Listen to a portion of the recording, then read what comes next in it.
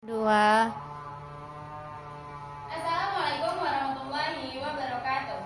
Waalaikumsalam warahmatullahi wabarakatuh.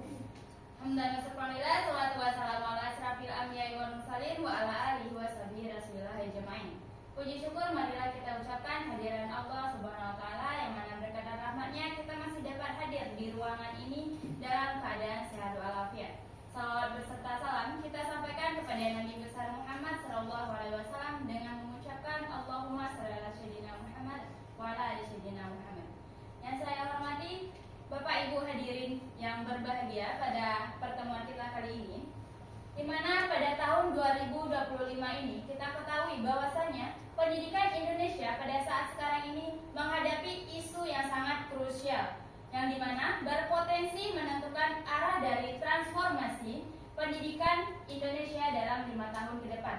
Nah, baiklah, saya Dinda Mesya Azhara akan mencoba membahas tentang pendidikan Indonesia 2025 sampai 2023 antara reformasi kurikulum, transparansi anggaran, dan juga ketimpangan kualitas.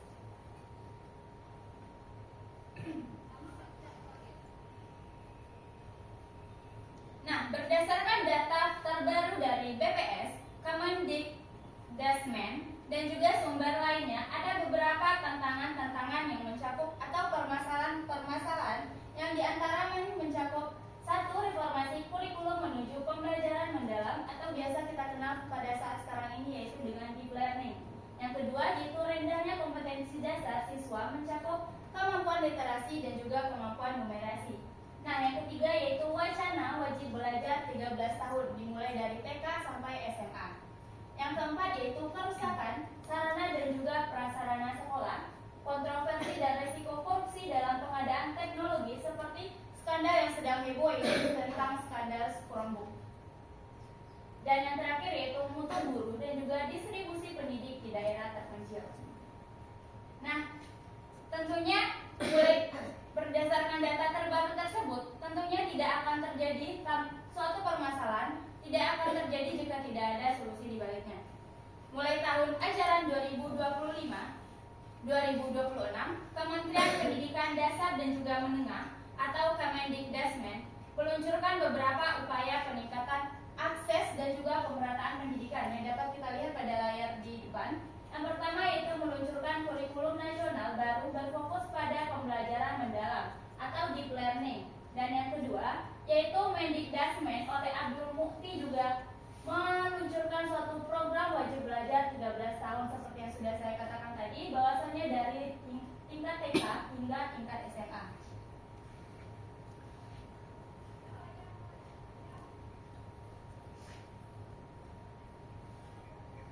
Nah, namun kebijakan ini juga tentunya mencerminkan upaya untuk memperkuat pendidikan dasar dan juga menengah yang merupakan sebagai fondasi sumber daya manusia jangka panjang. Nah, pada tahun 2025 ini, publik juga dikejutkan oleh terungkapnya suatu dugaan korupsi dalam pengadaan Chromebook senilai sekitar 9,9 triliun oleh Kementerian Pendidikan, Kebudayaan, Riset, dan juga Teknologi. Kontroversi ini tentunya akan menimbulkan beberapa pertanyaan terkait yang pertama yaitu bagaimana transparansinya, bagaimana efektivitas dari pemilihan teknologi. Yang ketiga yaitu bagaimana relevansi investasi digital di sekolah yang mencakup terutama di daerah dengan kognitivitas rendah. Nah, penelitian terkini menunjukkan bahwasannya sebagian sekolah khususnya di daerah tertinggal masih menghadapi beberapa permasalahan yang bisa kita temui. Beberapa permasalahan ini biasa terjadi di lapangan. Yang pertama yaitu kekurangan guru. Seringkali pada daerah terpencil ini terjadi kekurangan guru karena susahnya akses untuk ke sana. Yang kedua yaitu distribusi yang tidak merata. Terjadi perbedaan antara daerah terpencil dan juga daerah yang berada di pinggir kota. Dan yang ketiga yaitu latar belakang pendidikan guru yang bahkan tidak sesuai dengan mata pelajaran yang diajar. Hal ini tentunya terjadi dikarenakan kemampuan dari pendidik itu sendiri, sehingga terjadilah ketimpangan-ketimpangan yang dimana bisa jadi dia berlatar belakangan dengan pendidikan fisika, namun dikarenakan di sana kekurangan guru bahasa Inggris sehingga dia harus mengajarkan bahasa Inggris.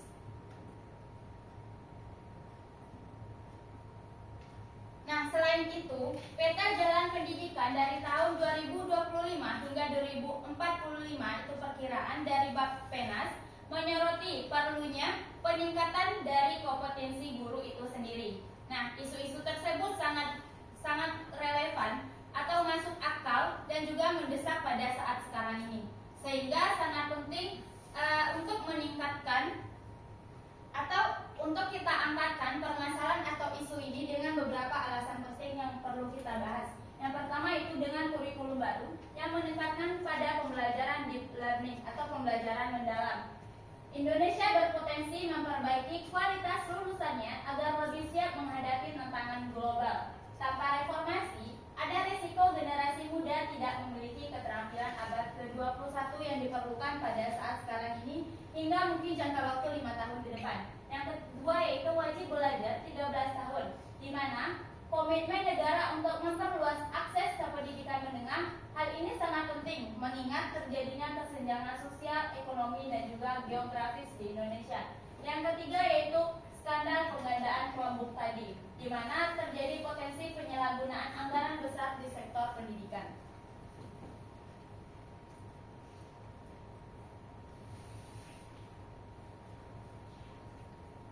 Nah, tantangan lain dari perspektif guru, menurut opini guru sendiri di media Kompas tentunya masih banyak sekali terjadi beberapa kerusakan di sekolah, baik itu kerusakan kecil, ringan, sedang, atau bahkan kerusakan yang berat. Yang bahkan hal ini tentunya pasti akan sangat-sangat mempengaruhi keadaan belajar mengajar di sekolah atau proses di sekolah.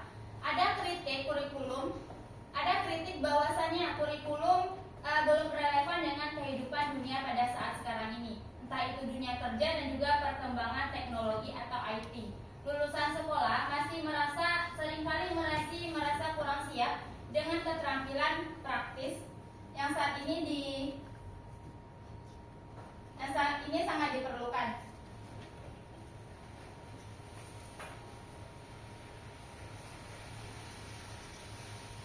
Nah, ada beberapa solusi yang bisa kita paparkan untuk mengatasi beberapa permasalahan yang sudah kita bahas sebelumnya. Kita juga bisa jabarkan beberapa skenario tantangan dalam jangka waktu 5 tahun ke depan, kisaran tahun 2025 hingga 2023 dalam dua kemungkinan.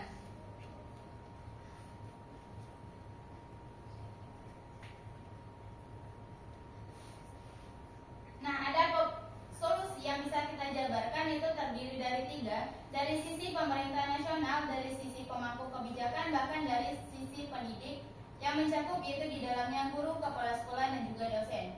Yang pertama kita bahas dari sisi pemerintah nasional. Yang pertama yaitu terkait revitalisasi kebijakan kurikulum yang dapat dilihat pada layar di depan ini. Yang kedua selanjutnya yaitu sisi pemerintah terkait penguatan sistem monitoring dan evaluasi, salah satunya yaitu sistem pemantauan nasional untuk pelaksanaan wajib belajar 13 tahun. Nah, dan yang ketiga yaitu kemitraan internasional dan juga publik swasta. Salah satunya kolaborasi dengan lembaga internasional swasta untuk mempercepat pembangunan infrastruktur. Nah, yang kedua yaitu dari sisi pemangku kebijakan. Yang pertama yaitu dari pengawasan dan juga transparansi anggaran. Yang kedua bisa kita lihat dari segi infrastruktur pendidikan. Dan yang ketiga dari kebijakan intensif guru. Dan yang terakhir yang sangat dekat dengan kita yaitu dari segi pendidik, mencakup guru, bahkan dosen. Pengembangan kompetensi profesional. Yang kedua, pemanfaatan teknologi secara bijak. Nah, bagaimana jika isu ini tidak berhasil diselesaikan? Nah, inilah skenario yang sebelumnya saya bahas, bahwasannya kita juga bisa jabarkan beberapa skenario yang barangkali menjadi tantangan dalam 5 tahun ke depan, kisaran dari tahun 2025 2025 hingga 2030 dalam dua kemungkinan. Yang pertama, jika isu gagal terselesaikan, dan yang kedua yaitu jika isu itu berhasil diselesaikan. Yang pertama, kita lihat dari skenario jika isu itu gagal diselesaikan.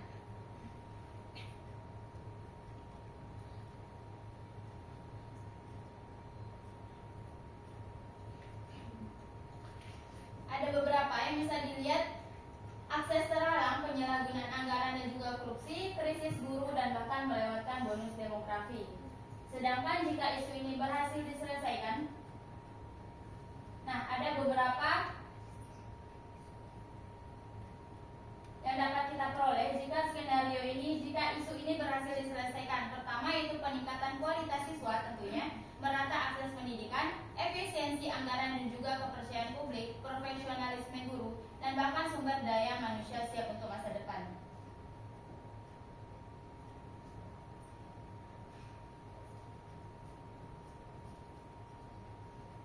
Nah, selanjutnya kita masuk pada kesimpulan bahwasanya isu-isu pendidikan yang muncul di Indonesia pada tahun saat ini, yaitu tahun 2025, mulai dari penerapan kurikulum nasional berbasis deep learning, wacana wajib belajar 13 tahun, skandal pengadaan Chromebook, hingga tantangan kualitas dan juga distribusi guru merupakan titik kritis yang bisa menentukan masa depan sistem pendidikan nasional. Nah, mengabaikan isu-isu ini berarti risiko melewatkan kesempatan transformasi besar. Namun jika ditangani dengan strategi terintegrasi dan juga komprehensif, Indonesia masih memiliki peluang untuk mencetak generasi yang siap untuk menghadapi tantangan global dan juga mewujudkan potensi demografisnya. Untuk itu diperlukan kolaborasi erat antara pendidik, pemangku kebijakan, bahkan pemerintah pusat, dari penguatan kapasitas guru, transparansi anggaran, hingga pemantauan pelaksanaan kebijakan. Dalam jangka 5 tahun ke depan, skenario terbaik dan terburuk sangat mungkin terwujud tergantung komitmen dan eksekusi kebijakan saat ini.